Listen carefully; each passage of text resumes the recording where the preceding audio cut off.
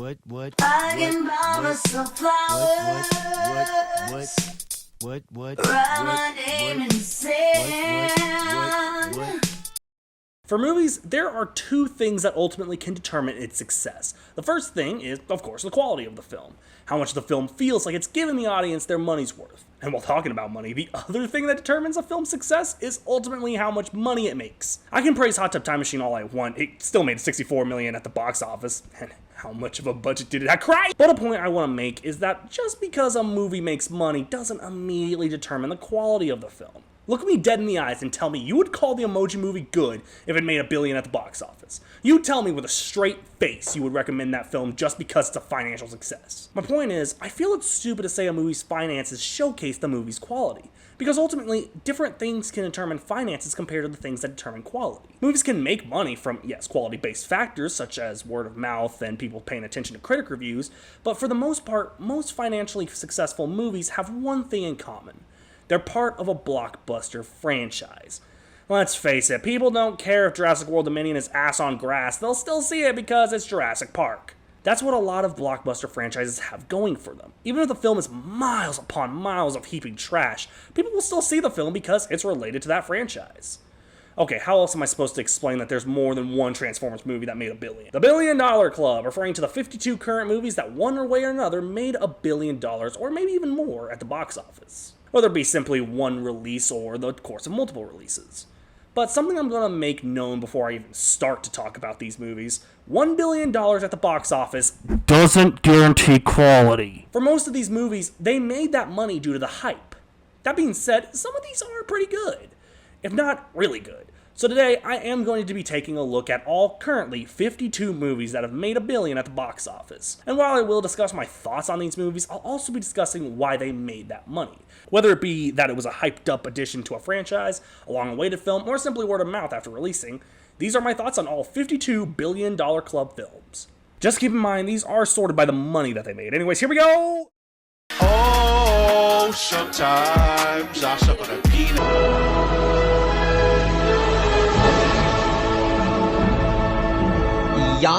Look, I've done mention my thoughts on this movie in another video, so I'll keep this entry short. Simply put, this starts off with a really cool idea, finally integrating dinosaurs into modern day society. While that stuff was played with a little bit at the end of Fallen Kingdom, the film advertised as if it was the first Jurassic movie to introduce dinosaurs into society. Why is it about bugs? I mean, God bless, y'all had the story right in front of you. But you not only put more focus on the humans than anything else, which I hate to be the bearer of bad news, Universal. Humans aren't the reason we watch these movies. But you also did everything in your power to make the story not about dinosaurs. You seriously did anything you could to make sure the bug story just popped. Even introducing the old cast from the original trilogy just couldn't save this movie. I, for one, could have used more William H. Macy. Okay, seeing him in this after Shameless would just be weird. The whole film feels like they had a clear story and didn't even run with it. The bug plot is stupid as hell. The dinosaurs are a side threat. And I'm sorry, Guardians of the Galaxy made Chris Pratt hotter. The one thing this film has going for it, as I mentioned in the 2022 video, the effects are gorgeous. The first time in a while I thought these effects really blended well. But now to why this movie was a success financially. Fucking dinosaurs. What do you want me to say? People like this movie enough to recommend it to their friends? No, it's because dinosaurs were on the screen. Jurassic World marked the last time I was interested in watching dinosaurs on screen. But for some reason, Universal thinks it's 1993 still, and everyone will absolutely flock to the theater just to see dinosaurs, especially in 2022, right? Oh no, this is far from the worst movie in the $1 Billion Club. It's nothing to be especially proud of either. To me, this is a movie that proves money doesn't guarantee quality. I'm gonna do it! Okay, getting the bad taste of dino dung out of my mouth, we have a movie well worth the money it made. To many, The Dark Knight is the best superhero movie of all time. And while I just don't care enough about superhero movies to have an opinion on that, yeah, this is pretty damn good. It's one of the IMDb's top 100 movies, and there is a reason. Every element of this movie makes a grand-scale Batman movie that, at the time, we hadn't really seen since Batman 1989. Batman Returns if you're feeling frisky. Catwoman was weird. The big thing everyone loves about this movie, and there ain't a doubt about it, is Heath Ledger as Joker. This is one of the most real villain performances of all time. Ledger killed it. And ultimately, that's what really makes this Joker so great. Right up there with my top 3 Jokers of all time. Him, Joaquin Phoenix, and Jared Leto. But Heath Ledger is not the only reason to see this movie. It's just one of the best ones. The movie feels like Christopher Nolan's Batman, and ultimately, that is what it is. It's grand, it's got enough twists, suspense, and a hell of a lot of action. And to me, the big reason this movie was such a financial success, oddly, might have been Batman Begins. The only one of the Nolan Batman movies not to be in the $1 billion club. But because of the goodwill that movie built up, I guess people saw a reason to support the follow-up. And there's no doubt this film will continue to wow audiences for years to come. Robert Pattinson slays Christian Bale. I said what I said. Ching. Nobody expects the Journey. Okay, if any of the Hobbit movies were to make it to $1 billion, I'm at least glad it's the least bad one. The Hobbit: An Unexpected Journey is the first of a trilogy I'm sure everybody wanted. And despite that, the best thing I can say is that it at least captures that Middle-earth feel very well. Other than that, God, is this movie long. Granted, it's at least the longest of the trilogy, so you can watch the sequels at a shorter length, but it's mad funny. You actually want to watch Battle of the Five Armies. The thing is, The Lord of the Rings had an advantage of introducing our characters in the first movie at a decent pace, never really feeling like they're piling on information to you all at once, letting the audience take a moment to process the characters introduced within the first 15 minutes. In this movie, those first 15 minutes introduce pretty much all the information we need, all the characters, the dilemma at hand, and overall what should be expected for this, well, unexpected journey. So what the fuck happens for the other 2.5 hours? I'll tell you what happens: boring visuals, boring storytelling, and not at all the right amount of adventure and thrill we saw in the entire Lord of the Rings trilogy. This film is a snore fest. It's 2 hours and 50 minutes of nothing but half as interesting characters as we got in the original trilogy, a story that really could have been made more interesting, and way too many characters. Oh my lord, there are too many characters at once in this movie. It's funny because this is the best Hobbit movie by a long shot. The other two are shorter, yes, but they're also about as boring and confusing, as well as just, it loses what the Lord of the Rings movies had. Even if this is a prequel to those movies, you'd think the goodwill they built up, especially Return of the King, would warrant a much more effortless art. And ultimately, bringing me to why this movie was a financial success, it built up goodwill off of Return of the King, which is also in the $1 billion club. But to me, one of these movies deserved their $1 billion status, and the other is Return of the King. Ching.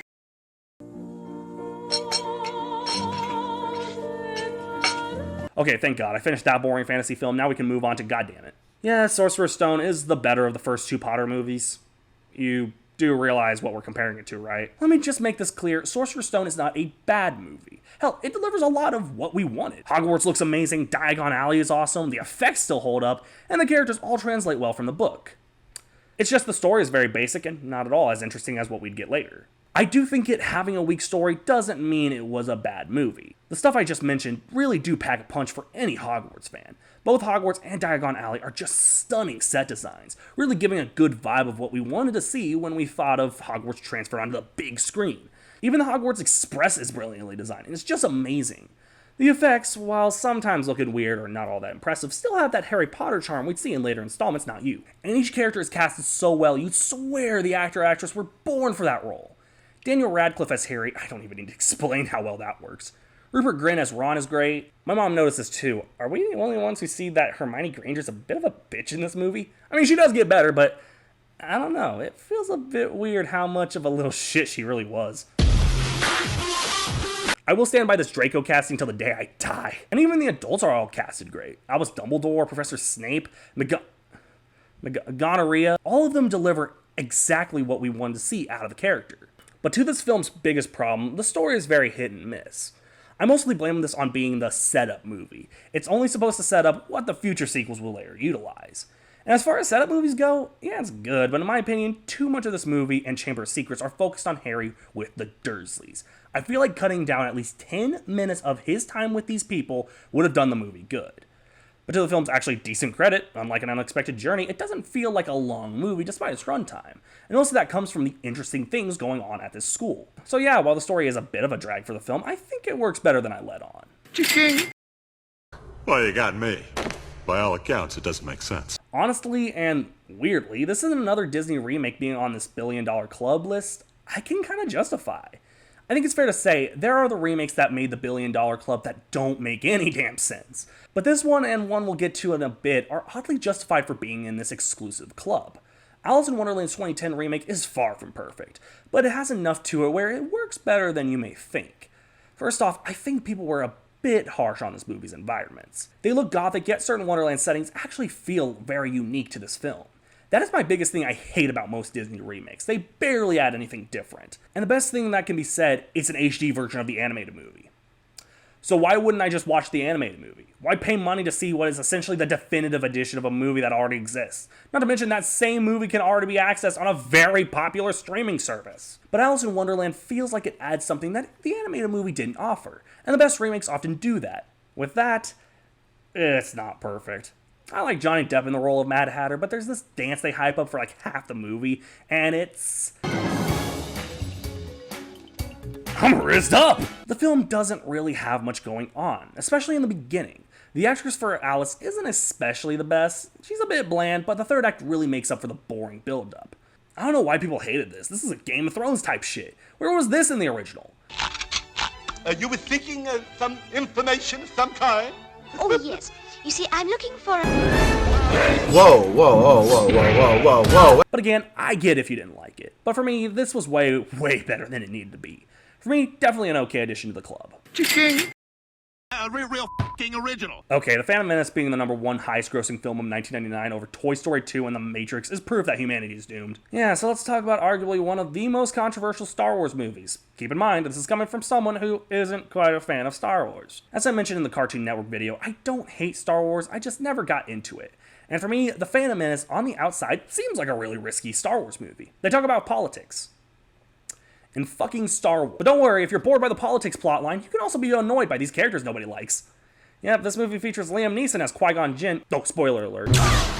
Oh! I know this fanbase fucking destroyed Jake Lloyd as Anakin, and while he's not good, he was a kid at the time. And apparently he ended up leaving acting. I don't know, it kind of sucks that he got bullied for something that wasn't entirely his fault.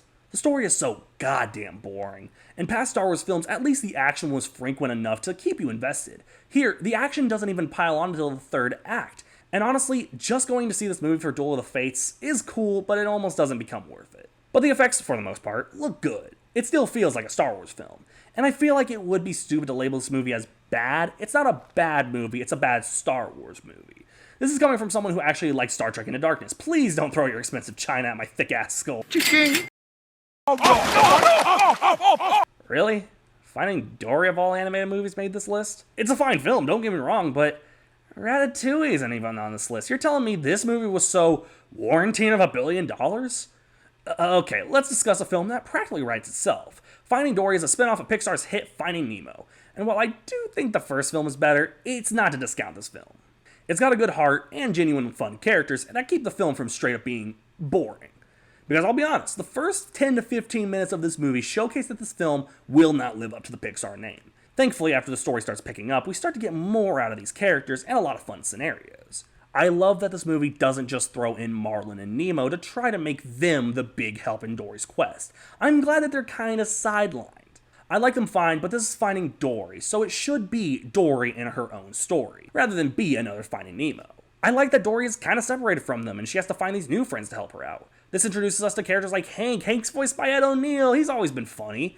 My mother-in-law! They have Caitlin Olsen, Dee from It's Always Sunny in Philadelphia. They have Ty Burrell. They shove Idris Elba in there somehow, and I still don't know how they did that. This is a film that understands it's a spin-off, not a direct sequel. It's not Finding Nemo 2, it's Finding Dory. It's not supposed to pick up where the characters left off. It's supposed to be a Dory story. That rhymed. But the film doesn't come without flaws. I feel like this film, for the most part, could have been funnier. There's funny moments, but for a majority of this film, it's really just about the journey. But the film does have way more good than bad. If you like Finding Nemo, you'll surely like this one. Oh, Gerald! Off the rock! Get off! You know it! Chicken! Please don't move! Son of a bitch! Okay, I understood Finding Dory being in this club, but fucking Despicable Me 3. We had two decent at best films that would warrant being here. But the third movie, the damn third movie, where they have Gru and his brother and freaking Trey Parker playing the easily best Despicable Me villain to date, This is easily the least funny Despicable Me film. And if you want to believe me, there is another Despicable Me film on this list. And to me, it's even better than this one. The ultimate problem with this movie comes from the film's lack of a cohesive story. Say what you will about Despicable Me 2, as bad as it was, it didn't really lack a story. It had something going on that could keep an audience invested. This movie has 5 things going on and none of them are investing. They try to make a forced love life for Margot and it's just... We already did the love life story in the last movie. What is the point of doing this? Round 2? Like, what am I supposed to think? Drew's brother is not an especially interesting character, and most of the other new characters, outside of Trey Parker playing the villain, aren't all that interesting and can't really keep the film afloat. The one thing I can say, the soundtrack is bumping. So I don't know, it has that going for it. But no, I can't think of anything especially great about this movie. This is Fox deterrent. Yeah, that's safe to have that. This is Fox repellent. Okay, the deterrent and the repellent, that's all she needs. Check this out. Interestingly, my thoughts on this movie differ depending on when I first watched it. I remember being 14 when this movie came out, saw it with my grandma and sister in theaters, and at the time I didn't like it. I was just on that verge of starting to take movies more seriously. I think 2017 or 2018 would have been the first big year for that, and I don't know, at the time it didn't seem like that big of a movie to me. I like the environments, the creativity behind each setting they're in, but honestly, the story didn't seem to resonate with me all that much. And I never understood why people like these 2 main characters. I still don't understand why people find Nick Wilde hot. Oh, that's why. But now I'm 6 years older, my taste in movies has weirdly matured, and honestly, yeah, I get it now. Some see a hidden message, overlying theme to what's being told, and yeah, I see it now. I guess it just took 2017 to 2022 to make me realize that. And my thoughts on the main characters certainly change, because if you think about it, both have a similar background, but not all the same trauma. Judy, oh, shoot, I'm joking, guys. I did enough of that when I said I'd fuck Kitty Balls, dude. Judy was bullied, but it was because she was not as tough as the other kids, and such they knew she wouldn't fight back. Nick is a completely different form of bullying. I'll put it in simple terms, because he was a fox, he was pretty much discriminated against because kids didn't know if they could trust him. The backgrounds, again, are similar, but one clearly outweighs the trauma of the other. And as I said earlier, yeah, this movie is beautiful. The setting, the color, the contrast, everything about it is grand scale. And I'm excited to see what they do with Zootopia 2, and also how they do Toy Story 5. Let it die! Now, to be honest, though I do love this film, I almost don't get why it was such a financial success. Maybe it was the advertising? I don't know, I only heard about this movie the day we went to see it, so I don't think that's it. What the fuck was that? Alright, whatever the case, solid film, but I know what you're thinking. What about Zootopia Plus? What about it? Okay, so I can understand why one of these movies were in the $1 billion club, but I don't get why this one is. On Stranger Tides was about the time I was getting sick of these movies. I liked the first 2, I love the second one, but I wasn't too fond of the third one. And as for this film, I mean, it's alright. It's definitely not as, how do I put this, Rob Marshall as it could have been. Yes, this is the guy who did Chicago, but he also did Mary Poppins Shits on My Front Yard, and he has a mixed bag when it comes to these things. And honestly, like I said, I was already tired of these movies by this point, so everything I found charming in Curse of the Black Pearl and Dead Man's Chest aren't charming in this one. Johnny Depp as Jack Sparrow is still great, sure, but the other characters almost felt dull. Like, they made all these really interesting costumes and all this for characters who give off wet fish vibes. Except for Barbossa, he's always been great. The best thing I can say is, it's not the worst, but it certainly isn't the best either. Also, I didn't like At World's End any more than anybody else did, but that doesn't mean Cord Verbinski didn't kill it. Even in that film, his style was just solid. I mean, yeah, they hung a kid in the first 15 minutes, but other than... Where else I going with this?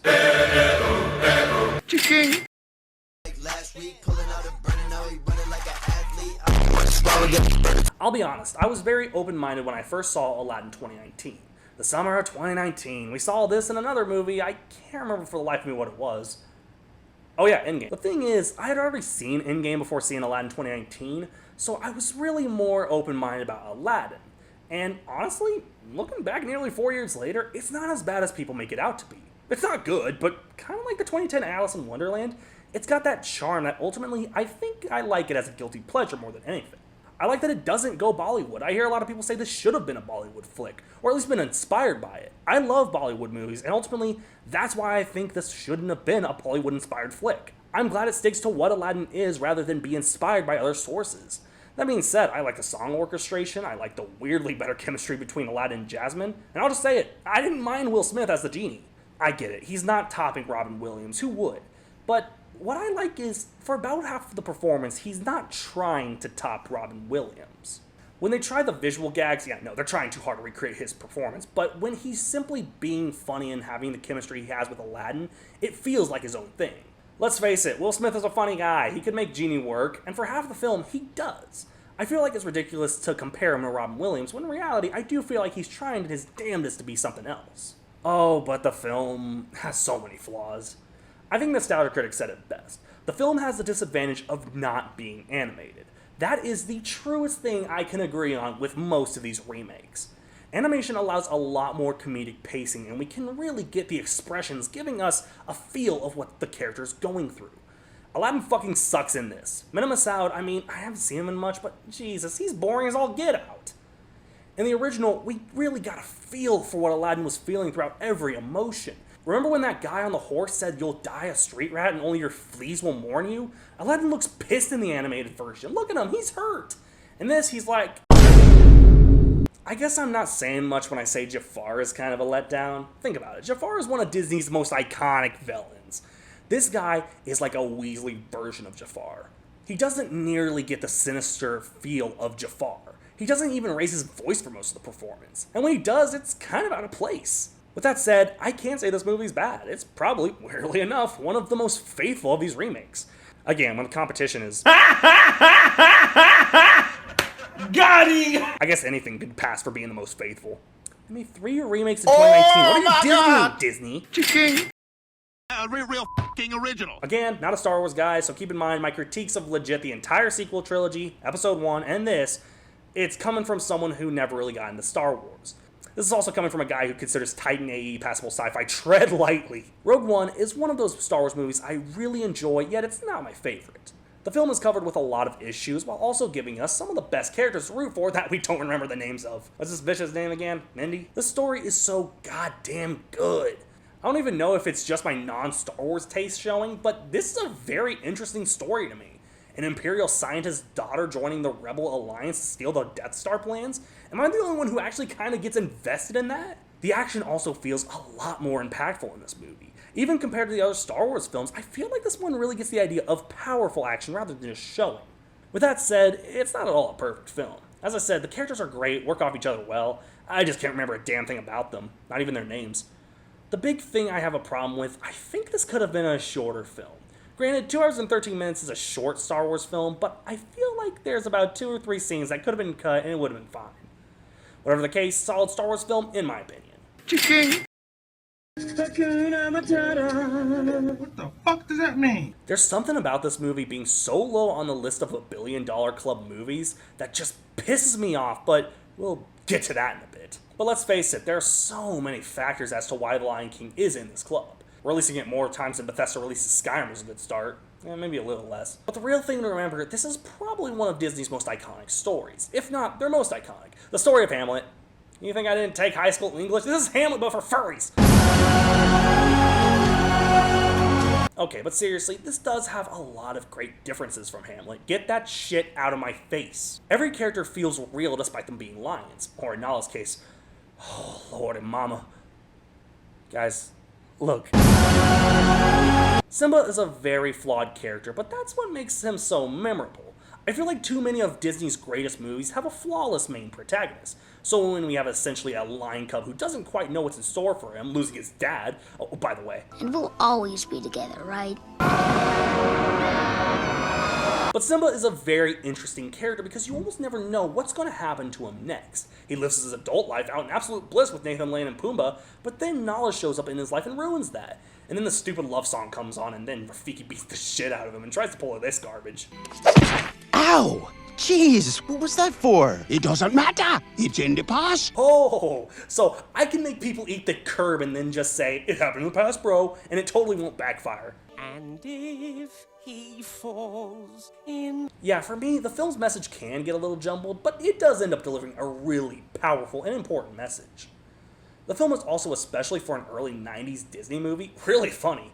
Don't get me wrong, there's plenty of these movies that make me laugh, but this one and Aladdin are probably the most consistently funny movies. movies. Stop staring at me, got me acting unwise. I mean, the movie made this much money. Moving on!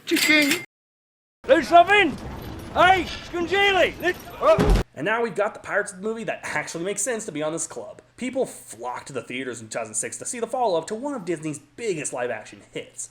The fact it's based on a ride makes my life so much better. Now, if only we could get a ride based on Space Mountain, you're funny. I think the big reason to see this movie is Davy Jones, one of Disney's most slept-on villains. He is amazing in this, really threatening yet also coming off as humorous. For me, this is my favorite Pirates of the Caribbean movie because it's just really interesting. Everything seems slightly bumped up from Curse of the Black Pearl. I like both films, but Dead Man's Chest almost feels like it was purposely improving any issues Curse of the Black Pearl had. And that's what, for me, a good sequel should do.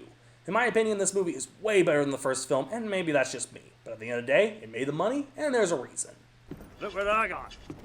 I got a jar of dirt. I got a jar of dirt. And guess what's inside it? Chicken!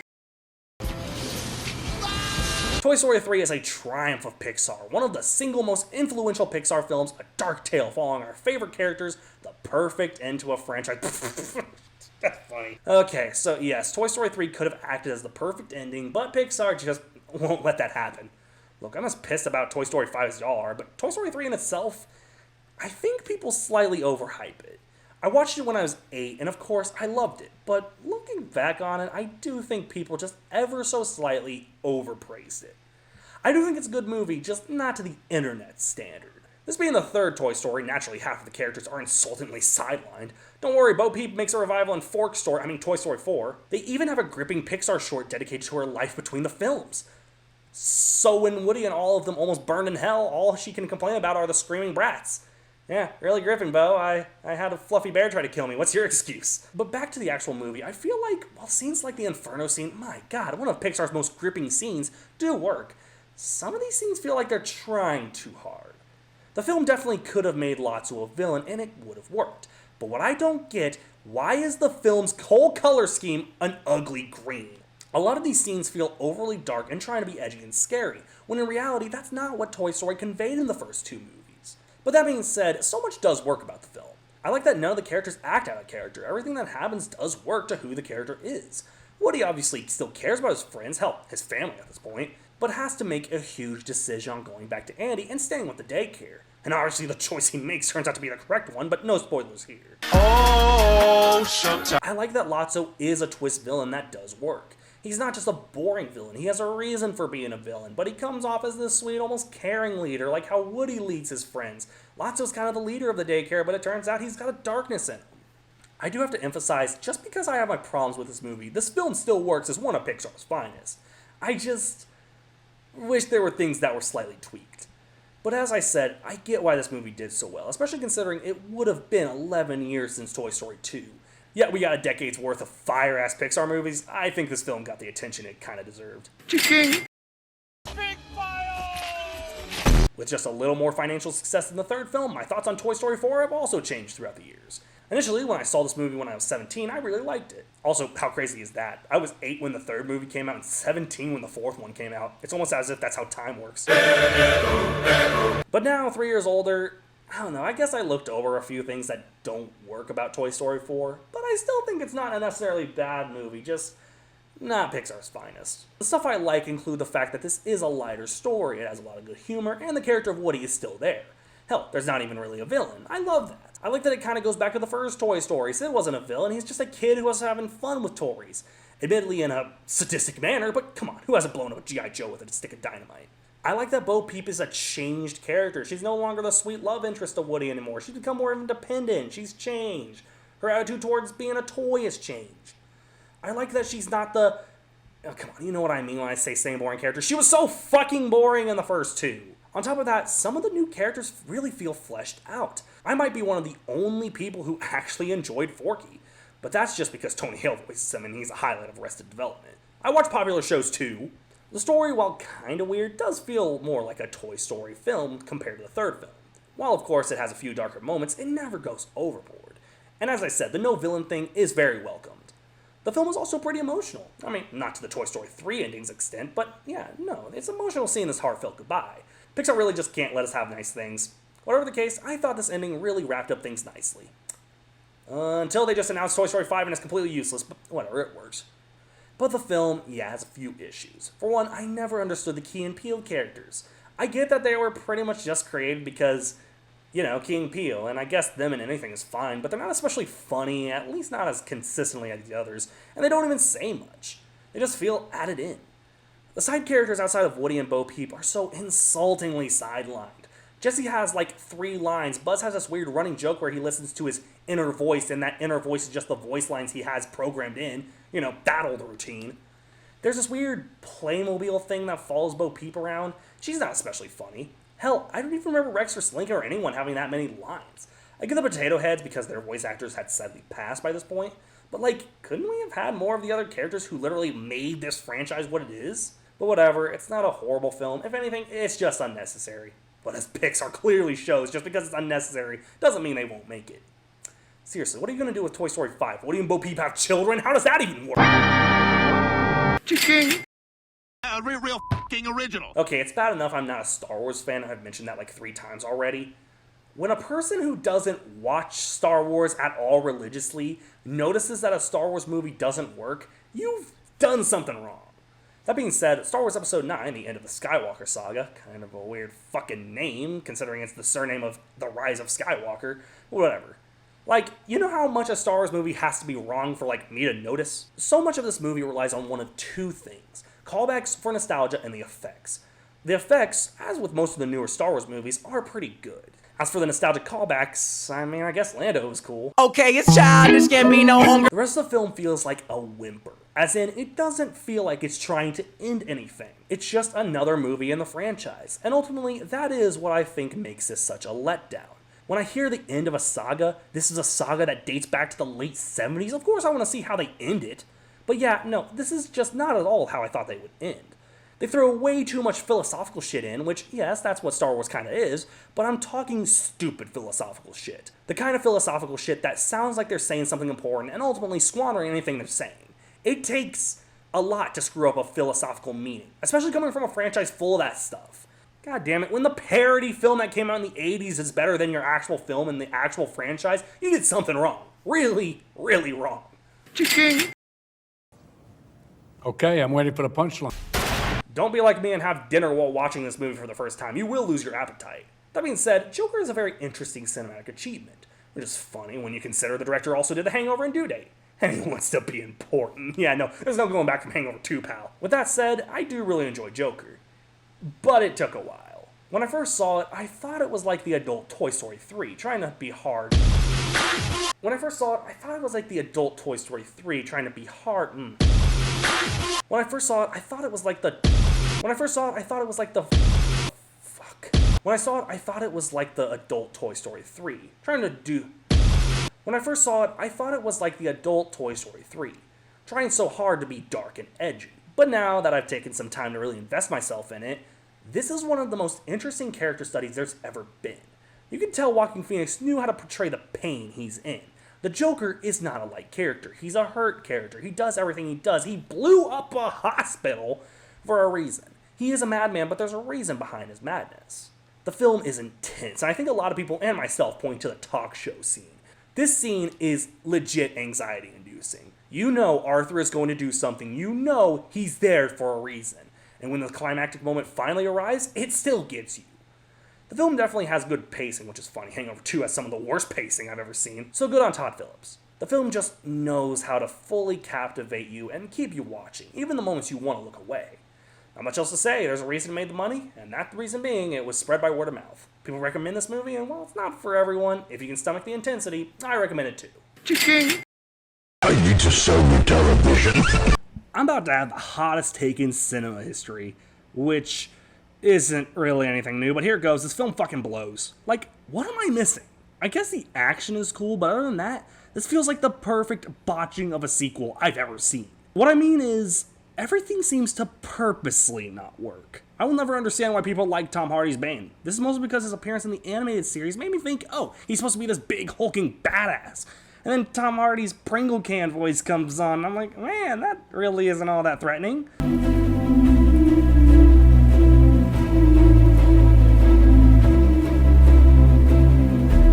Would you guys guys consider jacking off to be a sport? I don't know about you motherfuckers, but I consider that shit to be a sport, okay? But at least Catwoman's in it, played by Anne Hathaway. What am I missing? This feels like a joke compared to the first two movies. Like, everything about The Dark Knight that made it such a cinematic achievement were just downplayed in this one. The only thing I can think of that I really enjoyed about this movie, outside of the action, which is really well done, is the ending. The ending feels like a good send-off of not only the movie, but the Dark Knight trilogy, arguably one of the best cinematic trilogies. I just really wish the rest of the film was stronger. And maybe I'm just missing something. I don't read comic books, so maybe there is some kind of hidden comic book symbolism that I'm missing. But whatever the case, it made the money, and the big thing I can say, have you seen the other movie? Si Optimum Prime! Puking inang yan, Optimum Prime! Really? Really? Really? Really? Like, there's only 2 Transformers movies on this list, and neither of them are the good ones. Okay, Dark Side of the Moon is slightly better than most people say, but whatever. But I fear we are all targets now. Really? Age of Extinction is on this list, yet the first movie is nowhere to be seen? Where the first movie was 20 times better than the whole franchise combined? Whatever, clearly I'm missing something because this movie was a $1 billion hit. That being said, I really don't get it.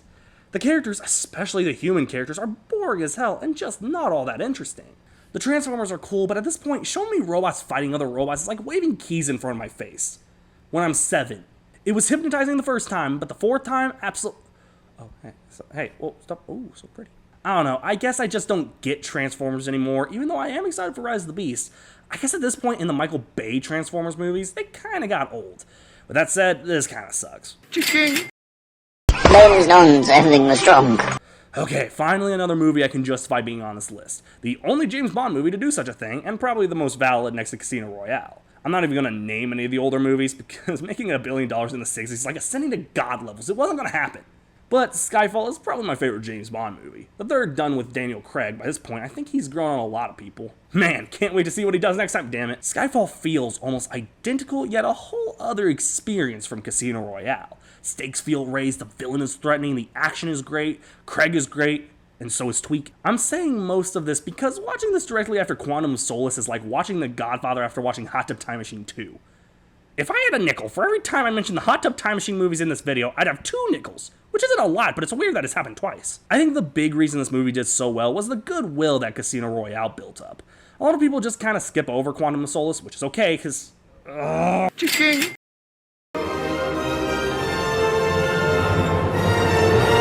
mean, do I have to say it? One of the most influential films of the 90s, one of the first films to utilize CG effects in a way that elevated the film, and without a doubt, one of the most intense films out there. And the fact of the matter is, while yes, the story and effects still hold up even in 2023, I still don't think these characters, at least the main characters of Alan Grant and Laura Dern, I forgot her name, have all that memorability. That being said, everyone around them are pretty interesting. And I'm not trying to say Alan Grant and Laura Dern's character are bad characters, it's just a standard. The dinosaurs, while slightly outdated, look so amazing. Considering this came out in 1993, I think it looks a lot better than it could have looked. The intense action with every single dinosaur in this movie, it's just so great, keeping you on your feet at every moment. I mean, anything else I'd just be repeating other people, and I have like 30 other movies to get through, so I'll try to cut some of these shorter. As is, this movie made the money, and its success grew into double. I woke up in a new Bugatti. Si Optimum Prime! Puking inang yan, Optimum Prime! Okay, so this one I have a soft spot for. It's not perfect, but I don't think it's quite to the level of Age of Extinction or The Last Night. That being said, it's quite far from being the first movie, the one I genuinely liked. The action at least feels a little bit more lively than the last 2 movies. And the film clearly does understand the Transformers characters. It just doesn't know how to fully utilize them. But the human characters, I mean, it's like 5 movies of the Tom and Jerry films where the robots are on screen, it's at least passable. But when the humans are around, it's just a mess. Again, I'm realizing halfway through writing this thing, I'm dragging shit out a lot, and I have 29 other movies to talk about. So from here on out, segments will be shorter, but I'll discuss them. Needless to say, this movie made bank. Biggest reason, Transformers. Woman! Really? Captain Marvel is one of the Marvel films on this list? Am I missing something from this? Because this is one of the blandest Marvel films since Thor: The Dark World. And at least that movie isn't on the list. I never understood what drove people to see this movie. My only theory, Nick Fury, never mind, is that it was between two really big Marvel films. Yeah, technically Ant-Man and the Wasp came out after Infinity War, but if we're talking hype, this came out between Infinity War and Endgame. So I guess people were just hyped to see anything Marvel. Oh, those were the days. It's bland, the character is bland, it doesn't feel like a Marvel adventure, which is kind of what it's supposed to be. It feels like Brie Larson the movie. Captain Marvel isn't even a vital character. You want to know why? She overpowered the Avengers side.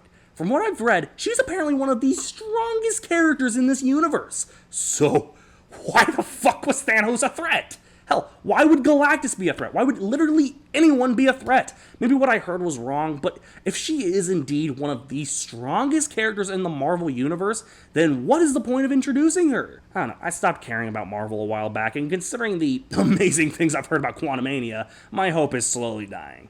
Whatever the case, money doesn't lie. Unless it does. Spider-Man. Spider-Man. Paraplegic Spider-Man. Okay, a Marvel film I actually get being on this list. Not my favorite MCU Spider-Man movie, but few things are. This film definitely takes what Homecoming might have done wrong and completely flips it. While in my opinion, Peter still just feels like a high school student because he never lost an Uncle Ben. I mean, he kind of did, but whatever. The film definitely knows how to make Peter seem that he doesn't know how to handle the situation, yet he kicks ass. And gets doxed. Yeah, that was a Chad move. I heard a lot of people complain about Jake Gyllenhaal as Quentin Beck, at least where I live. Yeah, I don't get that either. This is a perfect casting for Mysterio. Also, I'm glad that he rarely wears that fishbowl helmet. There's like 3 things that should never make it into a comic book movie. Harley Quinn's Jester outfit, Jared Leto, and the Mysterio fishbowl helmet. When it is on screen, I guess it doesn't distract that this is a really good Marvel villain. A lot of people were split at first on Tom Holland being Spider-Man, but this movie and the next clearly prove he can do it. Overall, I really enjoy this one way more than I enjoyed Homecoming, and all things considered, Homecoming isn't on this list, so I guess we're all in agreement there. Potatoes. Boil 'em, mash 'em, stick 'em Up my ass. Okay, so while I don't get how An Unexpected Journey was such a success, The Return of the King is probably one of the most deserving movies on this list. Why? Because it succeeded at what other trilogy enders squander at. Ending the trilogy. It wraps up all these stories spawned within the films. It gives us, in my opinion, one of the best final battle scenes in cinema history. This is one of those movies that comes super close to being perfect. It almost feels too perfect. That being said, the one thing I can say, yeah, I can't think of anything at the moment. I'd have to really rewatch in order to find something even awful. But you know what? For now, let's leave it as it may bank. Aquaman is a strange film because for me, it looks gorgeous and the main character is interesting. But I feel like just because a film looks gorgeous doesn't immediately mean it's good. Yes, I'm talking about the 2 Avatar films on this list, but we'll get to that. Jason Momoa, in my opinion, is a great Aquaman. I thought so with Justice League, I think so here. The whole film's story is just really hit and miss. At times, it feels like a good, well-rounded superhero story, while at others, it really drags. That being said, a highlight for this film has to be the film's look. A beautiful spectacle for DC. Overall, as I said, I'm trying to keep the rest of these shorter because I'm looking at my word count right now. It's a 17-page script, and I'm not even done yet. Made this much money, got bitches, moving on. On the roost. Whoa! I'll be honest, kind of similar to Toy Story 4, my thoughts have changed a lot over the years with this movie. At first, I really liked it. It was a pivotal moment for the MCU, introducing a lot of great characters and also the villain I can't remember, having, in my opinion, even to this day, one of the greatest MCU action scenes in the airport, and having the best character dynamics since probably Guardians of the Galaxy. My thoughts have changed a bit. Everything I said is still true, but I've seen a few problems in the last 7 years? Are you kidding me? I swear this joint dropped like last week. My biggest problem is, in the first 2 acts, all these characters getting introduced and all the dynamics between all the characters almost overshadow the titular character. Outside of smacking the ever-loving shit out of Tom Holland, I can't remember anything Captain America does in this movie. Granted, this is because the first 2 acts really build up a lot of great characters. Spider-Man is introduced, Black Panther is introduced, Ant-Man is integrated into the Avengers story. We saw how well that worked out, but everything else about this movie really ties together some of Marvel's peak. Now, yes, my problems do stand, and if I had more time, I'd probably talk more about them. But whatever the case, made bank, it being probably one of the most hyped Marvel films since the first Avengers movie, there's definitely a reason behind that. You know, given my hot takes for a lot of the animated movies I've talked about in the past, this is gonna piss everyone off. I didn't hate the Minions movie. Fuck! Fuck this shit! Came in this fucking room and everything. No, here's the thing. This movie is annoying for a little bit. There are moments where we have to remember we're watching a movie about the Despicable Me Minions, so at points, yes, they're gonna be constantly battling and be stupid. But as for the film's other factors, I really don't get how this qualifies as a bad movie. In my opinion, it's way better than most people let on. At least to a standard. This is the studio brought us. Oh my goodness! Especially considering it's not even close to Illumination's worst. I mean, have you seen half their catalog? Okay, these movies are slept on. I like that they do try to explain what the hell these things are. I mean, nobody really cares, but I think it's harsh to say it's not at least charming to see where these yellow baked beans came from. I really like the idea that they move from one villain to another. They move from a dinosaur to a caveman to a Napoleon, and oh my god, do these things work for Nazi Germany? Okay, maybe I'm looking too into that, but of course, they come across Sandra Bullock's, I'm just gonna say it, best role. You know I'm right! Is it annoying? Yes, this is the Minions movie, but in a weirdly charming way, it's got a lot more going for it than just being annoying. It's not to the standards of good animated movies, but I'd be lying if I said at most I didn't have fun with it. Making the bait it needed, what else can be said? Other than Rise of Gru should have grossed $1 million. Chicken. Iron Man 3 is probably my favorite of the Iron Man films. That being said, while it is action-packed and full of badass Iron Man stuff, it has one of the stupidest moves in a comic book movie. Tony Stark reveals his home address. What in the actual shit? I know Marvel gets dumber later on, but this was like the singular She-Hulk twerking scene back in 2013. But to that factor, Iron Man has some badass suits in this one. They're all just, you know, blown up with his house because he gave his home address away. But to the film's best attribute, this is what I call a beautiful trilogy ender. Yes, Tony appears later on, but this is what I like to say ends a story with Iron Man, not the story. Yeah, I got a little whoopsie-daisy in there, but other than that, it's not worth saying the movie's bad. It's a great film, and I recommend it to all Marvel fans, and then some. Chicken. Get out of my car! I'm facing a fucking moron! Look, the way the world of cinema hates me, I'm lucky that there's only 2 Fast and Furious movies on here and not 5. The Fate of the Furious follows arguably the best way to end this franchise. Oh wait, there's another movie after this one, and then another film coming out this year. Guys, Furious 7 was a great end. If y'all ended there, there would be some justification to your franchise ending. What am I kidding? This is Universal. The same studio that wants to cross over this franchise with the Jurassic Park family doesn't matter when you've got a genetically modified T-Rex. Talking about family is all we need. The most important people in this room. Fuck. Talking about family is all we need. The most important people are the ones in this room. Yeah, and also the giant fucking T-Rex Vin Diesel. Do I even have to say what's wrong with this movie? It's stupid, its plot is contrived, it's loud, it's epic, it's full of action and Vin Diesel. I guess we're all miserable. I don't know, let's just see them fight aliens in Fast X or something. I don't know, I haven't seen the trailer yet. Since the recording of this voiceover, Xander has been able to check out the Fast X trailer. Here are his thoughts. Why is Jason Momoa there? You gonna turn your back on family? Shut up! Chicken. You know what? Incredibles 2 is kind of bussin'. I said bussin' in 2023. Alright, everybody, I gotta go pay for my crime. But all jokes aside, Incredibles 2 is how Pixar should do their sequels. No world Grand Prix and spies, no creepy dolls and Key and Peele. This is how they should do their sequels. Straight up, true to the original, and improving on what the original may have flopped at. I still like the original way more than this one, but besides the point, Incredibles 2 is just a fun time. It's much more colorful than the first film. I don't know, the first film I associate with these kind of gray, darker colors. This one's much brighter, almost as if it's trying to symbolize the golden age of comics. Also give them credit, this coming out 14 years after the original, yet all the characters feel like themselves, the new characters for the most part are great, and the action feels a lot more impactful. Now, give the original credit, the action wasn't exactly the biggest focus, but this movie definitely feels more snappy with it. The only thing I can think of that's really not working about this movie, why wasn't the Underminer just the villain of this? Hell, there's a subpar video game showing that could work. The villain we get isn't bad, but it feels like the standard Disney twist villain we've seen a million times.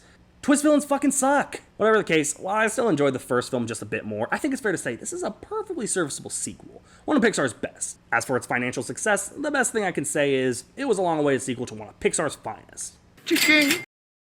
When I say we killed a me! Mr. B! Okay, I was nice about Alice in Wonderland and Aladdin. Why the fuck was this one a success? This feels like the most generic remake of all the Disney remakes, but I give it this credit, it at least feels the most faithful to the original. Granted, this is a shot-for-shot remake of the original with very little else added, but I give it that. I feel like everyone has given their thoughts on the auto-tune, most notably in the Belle rendition. I don't know, I feel like it's a little out of my league to talk about auto-tune. I don't even know what a guitar is, let alone music.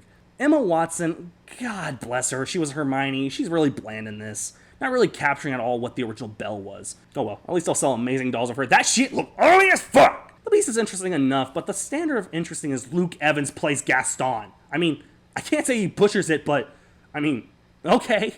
I guess Josh Gad playing an even zestier LeFou is at least entertaining. The whole film looks like it should be Beauty and the Beast, but my specific issue with the film's look are oddly some of the main characters. All of the kitchenware, Mrs. Potts, Cogsworth, Lumiere. Don't get me wrong, they're voiced by some really great VAs, but they look so damn terrifying, especially this dresser. Yeah, tonight I'ma suck on a penis. The only other thing I can say about this movie is Evermore is good. I can't remember if Evermore was a song from the original. I can't remember that. And Dan Stevens does his best to not sound like Markiplier, but everything sounds like Markiplier these days. It's futile. Overall, I do think this is probably one of the weaker remakes. To call it bad would just be calling the original bad, but at the same time, why don't I just watch the original? It would make more sense than watching its financial success sadly comes down to Disney remake. Chicken.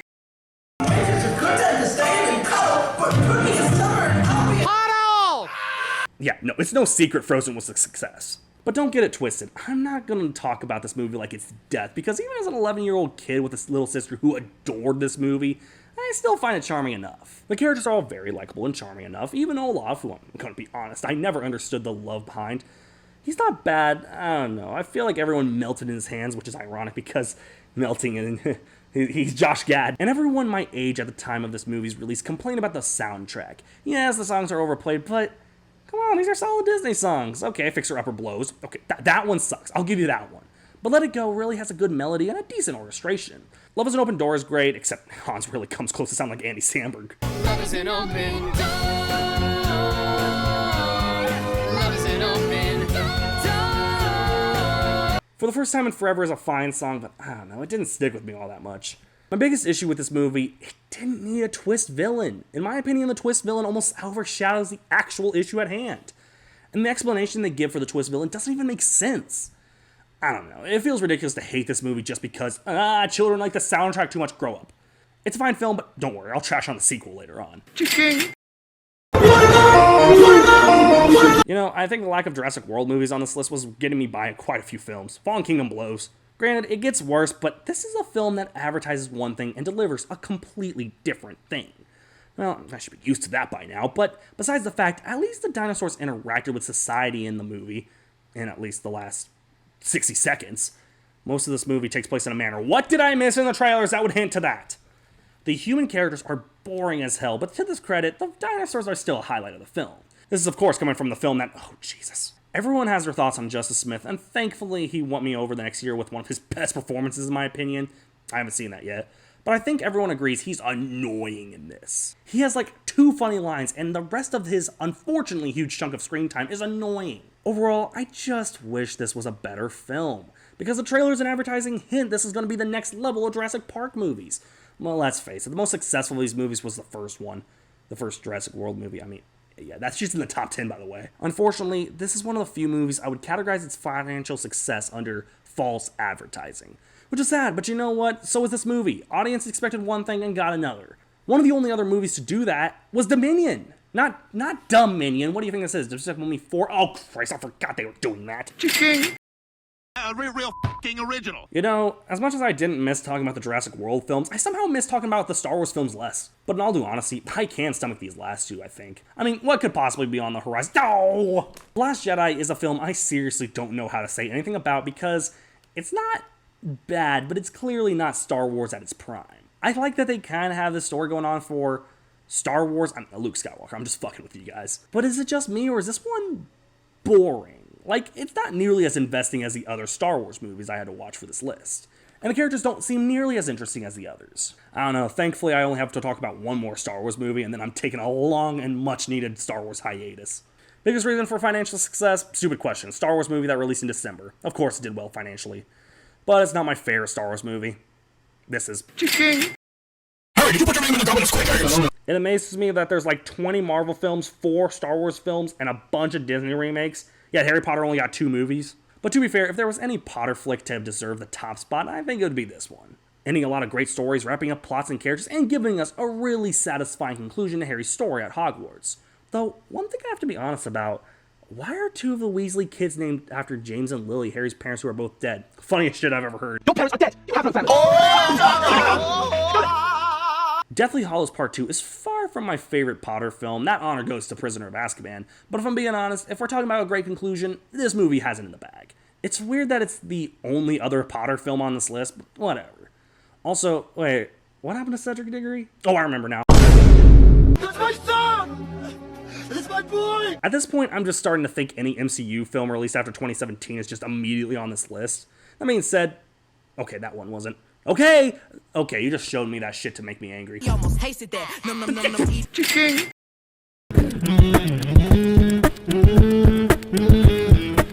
Black Panther is a very interesting film because it's a film that introduces a whole new civilization. It gives some story time for one of the arguably best things to come out of Captain America Civil War, and it has some of the best action in CG until that happens. At the same time, the story at times drags, but let me just say, this movie is good at making me not know who the real villain is. It kind of looks like it's going to be this one guy, and then this way bigger threat comes in. Honestly, if it was the other guy, this movie wouldn't be nearly as good. Thankfully, they have Killmonger, and it's a way better outcome. Even giving one of the best villain lines I've ever heard in any of the Marvel films. So in all due honesty, I love this film, and I argue it's got some really good stuff going on with it, while also having some dragging story and pretty weak CGI for 2018. Come on, guys, you did freaking Ant-Man 3 years earlier. Robo bitch. Moving on from a Marvel film that rocks my socks to a Marvel that shocks my... It's Age of Ultron. While not as massive as the first film, Avengers Age of Ultron is still an impressive feat. Introducing new characters, new scenarios, and building off of a new Avengers-level threat. God damn you, Far From Home. But moving onwards, it's not nearly as interesting as the first or even the future Avengers installments. And yeah, that's about the only thing I can think of that hinders the film, because the rest of it is just fine enough to make a passable Marvel film. You know what? I'll take this movie 20 times over anything they made in 2022. Okay, Wakanda Forever was solid. Oh, I know you did not just pull out the She-Hulk. And joke's on you, I like that shit. Okay, who did like that shit? Overall, it's hard to really pinpoint anything initially bad or anything that makes the movie unwatchable, but I do think the Avengers films are just a bit more of a standard. And in the end, this one kind of gets sidelined. As for its financial success, Marvel, I gotta speed things up.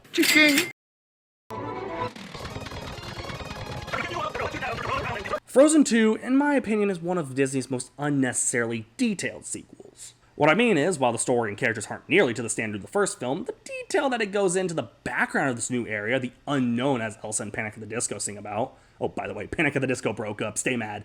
How the fuck does that even work? Did Brendan Urie just look in the mirror and say, the band's breaking up? Which, speaking of Brendan Urie, brings me to my biggest issue. The music is not nearly as well defined as the first film's soundtrack. Come on, everyone and their mother knows Let It Go. Everyone knows Love is an Open Door. The best one I can say is Into the Unknown was a banger. The rest of the music almost feels forceful. Lost in the Woods is a perfect example of this. A good song, especially when Weezer sang it. And listen, making me admit that the Weezer cover of a song is good, after the Teal album, it's kind of a normal thing now, but the song is good. But something about it and all the other songs on the soundtrack feel forced. Like, they don't have the same raw emotion the original songs had. Maybe I'm just not getting it, but I never hear anyone talk about When I'm Older the same way they talk about Olaf's other song, In Summer. That's what I'm getting at. Which brings me to another problem. Olaf is way too prominent in this movie. In the last film, he worked better because he wasn't a main character. Yes, he was on the poster, but he didn't always have to say something. When he did speak, it felt like it was warranted. It feels like he's in every fucking scene of this movie. And let me tell you, I love Josh Gad, but his voice mixed with Olaf, I liked him better in Pixels, dude. Underrated, by the way. Overall, it's hard to hate Frozen 2 because at the end of the day, it feels faithful enough, but the forced emotion coming from the music doesn't hit the same, and god damn does Olaf need to shut up. As for financial success, have you seen the first one?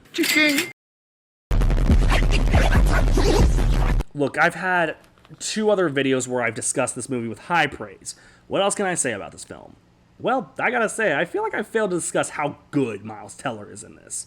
Yes, Tom Cruise and the rest of the cast really do bring it home, but something about the phrase Miles Teller plays Goose's son, if you just told me that and showed me one clip of this guy playing Goose's son, I'd believe it. Another thing I feel I failed to discuss, this movie is very emotional. Maybe I did discuss that before, but I do feel I failed to discuss how emotional it is. There's a scene where Maverick looks inside the bar after being kicked out and sees Rooster, and it transitions back to the scene from the first film where Goose is singing the same song. Seeing Goose within Rooster, little touches like that really do warrant a really heartfelt and passionate sequel. But I feel like I failed to mention my only issue with this movie. I don't care if it was even slightly a thing in the original, Maverick and that one bartender lady are not an interesting couple in my opinion. Sorry, every scene where it's just them and it's them loving each other, it's seriously the only thing not interesting with this movie. But yeah, no, I stand by this movie being a huge deal for me, my favorite 2022 film, and a prominent part of the Oscars. Maybe even more. Overall, glad to say this movie hasn't changed a lot for me. As for its financial success, I mostly blame that on the 2020 situation. You know the thing that happened. Look, I don't like to think it happened either, but you know what? The Jonas Brothers came back, so we're all miserable. It was originally like a 2020-2021 release, and it kept getting pushed back due to the Jonas Brothers consistently making music. So ultimately, people just kept getting more and more hyped, and thankfully when it came out, it was a smash hit that they kept it in theaters for 6 months. Seriously, it was in theaters when I saw Puss in Boots: The Last Wish. It came out in May. Family, family, family, family. Okay, just outside of our top 10 highest grossing movies, we have arguably the best Furious film to be on this list. And I think most of the reasons behind this film's hype and ultimately financial success comes from the background of the film rather than the film itself. You see, this is the film many associate with being the last Furious film with Paul Walker, who of course got into a nasty car accident and died back in 2013. Which makes the symbolism behind this movie even better. Yes, I just said a Fast and Furious film had symbolism. We're getting into some heavy shit. While the film itself does suffer from some of the franchise's regular tropes, it feels a bit more emotional. Which is funny because Vin Diesel has about as much emotion in his voice as Please Clap. But as is, the film follows a lot of the stupid loud action, the same character tropes, but all of it is almost made worth it at the end. This ending is very emotional, as it feels less like Dom Toretto saying goodbye to Brian O'Connor, and more like Vin Diesel saying goodbye to Paul Walker. Whatever the case, it's not a great film, but it's a touching tribute. Oh, no, Charlie Puth is starting to sing the end song. Quick, change it to Iron Man! Damn you! Drip to the feet, night ticks on fleet fuck. The Avengers is still today what it was in 2012, the most definitive superhero team-up movie ever. So much so DC rushed theirs out. And how did that turn out? Henry Cavill's upper lip, everyone. There's so much to this movie that it almost feels like too much. But at the same time, this has some of the best action, the best writing, the best characters. This is the first time the characters were all on screen, and it kicks just as much ass as it did 11 years ago. Holy shit, that's a long time. This is one of those films you can watch multiple times and still be invested in because the characters are so charming. Even the so-called villain, Loki. The Avengers is a kick-ass film and it deserves every bit of its top 10 highest grossing film status. Okay, not all the dialogue was great, but they were kind of working things out. As for its financial success, hype and advertising, alongside being a summer release. Chicken.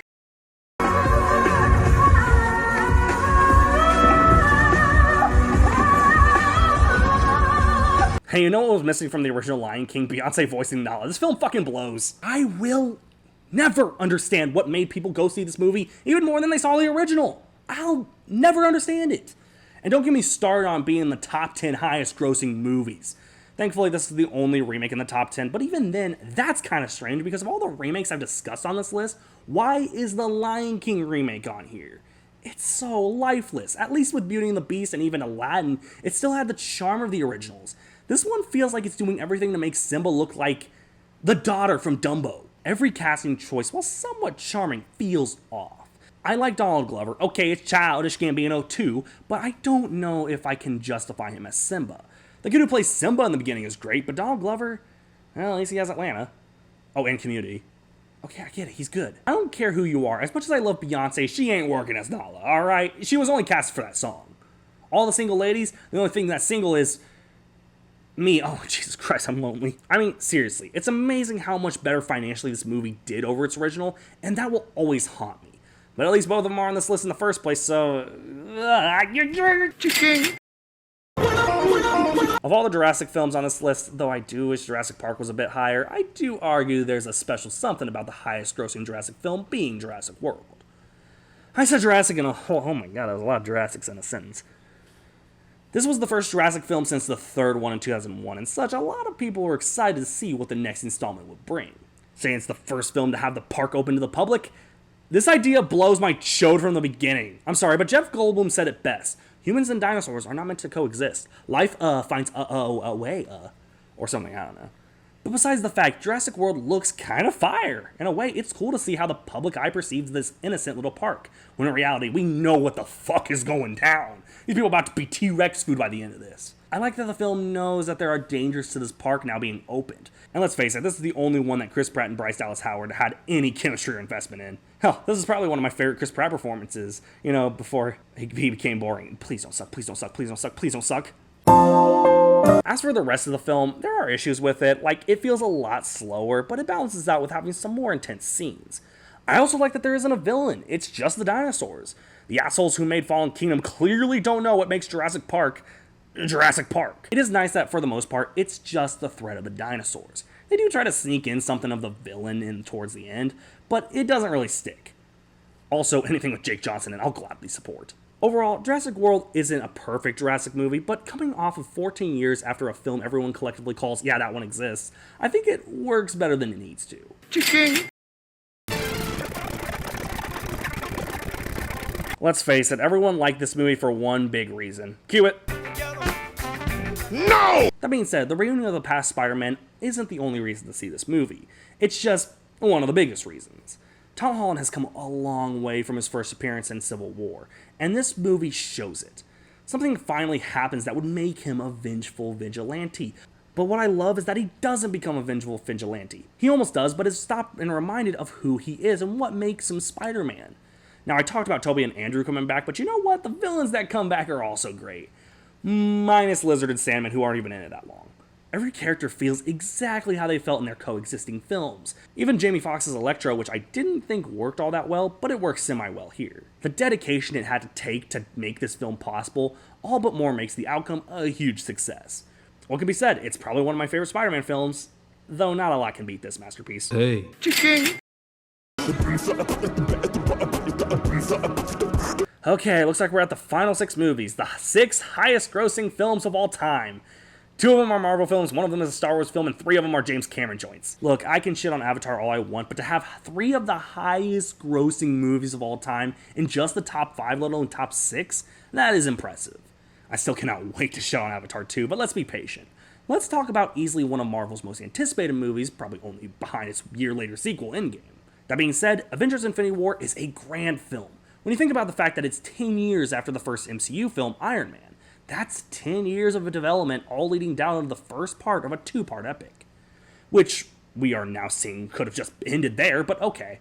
The film is just packed with, in my opinion, some of the best character writing alongside some of Marvel's finest fight scenes. The final fight scene with Thanos is so intense because, unlike other fights where, yeah, there were stakes, but they weren't all that high, Thanos winning would have meant the end of half the population. So, to say the least, this is a huge fight that doesn't quite end the way one would think. With that said, it would be continued a year later with one of the best fourth quarters of a film ever. I'll explain that in a bit. As for its financial success, do I even have to say it? It's one of Marvel's most hyped films, and there's a good reason for that. Real f***ing original. Believe it or not, this is the first Star Wars film I ever watched. I'm starting to think this wasn't exactly a good first impression, but looking back, I see a lot more good about Force Awakens than bad. At first, the characters introduced were way better than what they would be in the other sequels. This is weird, man. I don't know, at least I can play Skywalker Saga to clear things up. Y'all gotta play this game, it's lit. I just used lit in 2023, Lord help me. The Force Awakens does end up suffering from what Rise of Skywalker and Last Jedi ended up suffering from. It kind of becomes boring. Don't get me wrong, the reveal of Luke, had I known who Luke was, would have been a big deal. But it takes a lot of talking, and to me at least, subpar action outside of 1 or 2 scenes that really bring it all together. To get something that, as someone who never even watched Star Wars property beforehand, couldn't have been fully enjoyed. But hey, my buddy was hyped, so we up. The last thing I can sort of say, Harrison Ford is really good in this. Honestly, I knew him from Indiana Jones, so when I first saw it, I looked to my friend and said, Harrison Ford is in these movies? To that, my friend took a shotgun to my face. Bye now. They have done absolutely nothing wrong, but they're blue. Hey guys, I'm editing this at currently 6:30 p.m. on April 6th. And I'm looking at Box Office Mojo. I decided to check it for a screenshot for the thumbnail. And I'm looking, and apparently Avatar: The Way of Water, which in the video is listed as the number 4 highest grossing film of all time, it is not. It is actually the 3rd now. Titanic was beat out by it. So just note, this was recorded before that had happened. I am purely going off of what I had seen on IMDb that day I looked through that list. With that said, so sorry about the misinformation about to spread here, so let's just get to it. I have made it clear and honest that I cannot fucking stand Avatar: The Way of Water.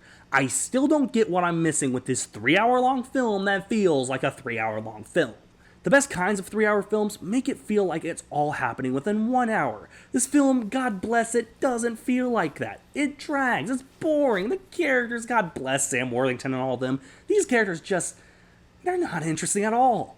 Not even boring, like at least the effects make them look somewhat energetic during the fight scenes, but what am I missing? They even repeat the villain from the original. Oh, so when Shrek the Third does it, it's blasphemy, but when Avatar 2 does it, hey, it's James Cameron, everyone, let's give him a fucking Oscar. Though, yes, Shrek the Third does suck. But besides the point, I'm not trying to make it seem like I can't stand James Cameron. I do enjoy his work. And as we'll see in the next movie, he can pull out a project that does warrant $1 billion. But as is, I do get why this movie made money. It was a sequel released 13 years after the original, but on a whole, this is a film I've discussed my issues with in the past, and will continue to have my issues with until the Oscars are over, and I can confirm it doesn't win Best Picture. Okay, moving on to a James Cameron movie that's actually good, we have Titanic. I know what you're thinking. Really? James Cameron has 2 other high-tech, straight-up gorgeous films that made this top 5. Yet you're gonna praise the basic Titanic romance story? You know what? I am. I like that Titanic is simple. Even looking back at other films released in 1997, why the fuck are you showing me that? Okay, what? Did you just turn it into a kid's show? Oh, you're dead to me, Netflix. I mean, you were dead to me when Inside Job got canceled, but oh, it's actually decent. Okay, all right, we up. Titanic is a very simple film. It doesn't go out of its way to be an epic or grand spectacle like Avatar. Honestly, it just does this basic romance story, with one of the most fucking sad ways to depict the Titanic sinking. Oh, come on. The band is getting all emotional. Oh, not the mother tucking her kids. Come on. That guy just ate shit on the propeller. Okay, that probably would have been funny in real life, but you get what I'm saying. Because it's not hiding behind any really grand effects. It's just doing what it needs to do. On top of that, Jack and Rose are really likable characters. They're really enjoyable to watch, and of course, Leonardo DiCaprio and Kate Winslet really do bring the film home. Overall, this is what I think of when I think of a film that utterly deserves to be on this list. Not Blue Goo the 2, Titanic. Simple, but it works. As for its financial success, my best guess would be word of mouth, as with a lot of movies back then. Okay, so I know there's a lot of you who are probably wondering. I just shat all over Avatar 2 for being a 3-hour film that feels like a 3-hour film. What about Endgame, jackass? Endgame's a 3-hour film. Well, as you may have heard in my Infinity segment, I call this the best 4th quarter of a film ever, because the 4th quarter of this film is something of a marvel. That being said, while the other 3 quarters aren't bad, they aren't exactly Marvel's best either. At the most, it has some really good writing and some pretty interesting callbacks to other films, most specifically the first Avengers movie. The rest of it, it's really long and not that great, but they say Hot Tub Time Machine in the same category as Back to the Future, so that's funny, I guess. Hot Tub Time Machine. Hot Tub Time Machine. I mean it when I say it's not a bad movie because of its first 3 quarters. On the contrary, this is one of Marvel's best films in my opinion. Even with the 3 quarters that aren't exactly as interesting as the epic 4th quarter, I mean, isn't that how we all describe the Super Bowl this year? The action is still great. Thanos is most likely one of, if not the best Marvel villain. Having an interesting background, plausible motives, and not coming off as just a bad guy, he does have somewhat sympathy. It's just kind of hard to see when he wants half the population gone. Overall, if you just watch the 4th quarter, I do think you are missing out because as much as I complain, there are bits and pieces in the first 3 quarters that are worth it. But yeah, the 4th quarter, absolute banger. Y'all's gots to see it. They have done absolutely nothing wrong, but they're blue. Okay, finally, the last movie on this list. Oh my god, my voice hurts. But what else can I say? For years, Avatar has been the undefeated #1 highest grossing movie of all time. And yeah, there ain't no secret behind that. Well, there kind of is, but outside of the movie not really having much pop cultural impact, it is a fine film. For this film specifically, not talking about the second movie, you mostly have to see this movie as an event rather than a film. Once you start picturing it as a film, it gets stupid. The story is very hit and miss. The characters, at least, are a bit more interesting in this compared to the second one. But again, seeing this movie in IMAX in 2009 had to be a huge deal.